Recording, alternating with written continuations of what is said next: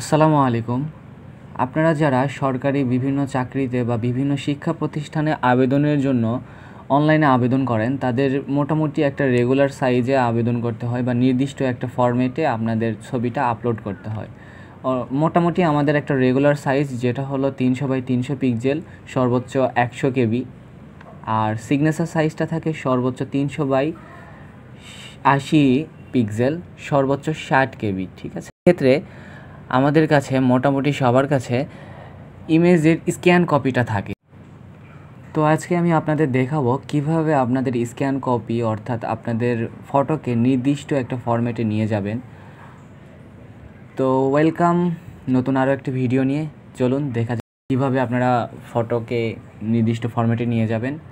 এই জন্য আমাদের একটা নির্দিষ্ট নিয়ে এখানে আমাদের সার্চ করতে হবে রিসাইজ ফটো। এটা লিখে যদি আমরা সার্চ করি গুগলে, তো আমাদের কাছে এখানে চলে আসবে পিক রিসাইজ নামে একটা সাইট চলে আসবে। এখানে আমরা ক্লিক করব।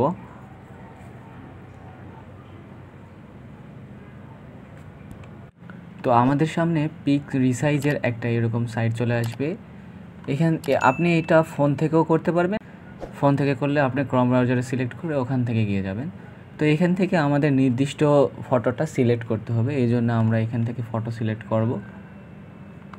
এখান থেকে আমরা নির্দিষ্ট ফটোটা সিলেক্ট করে নিচ্ছি।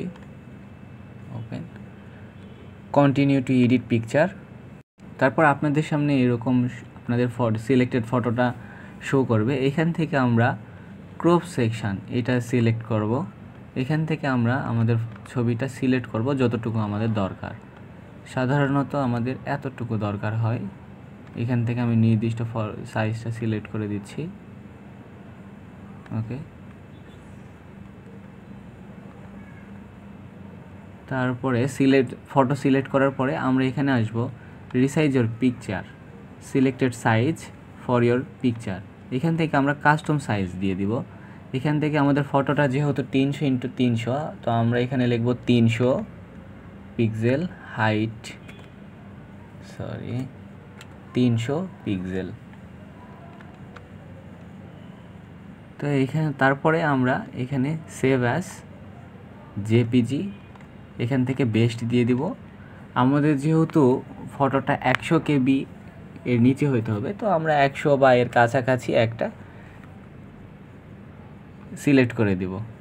দেন আই অ্যাম ডান। তারপর এই যে আপনাদের সামনে আপনাদের ফটোটা রেডি হয়ে গেছে।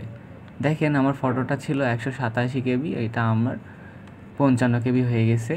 তো এখান থেকে আমরা ভিউ ইমেজ করতে পারবো, পুনরায় আবার এডিট করতে পারবো, সেভ করতে পারবো। আর এটা হলো আপনার আলাদা, এটা হলো আপনার প্রিমিয়াম, এটা আপনার দরকার নাই। এখান থেকে আমরা ভিউ ইমেজ করে ছবিটা দেখতে পারবো। এখান থেকে আমরা সেভ টু ডেস্ক সেভ করে নিলাম। তো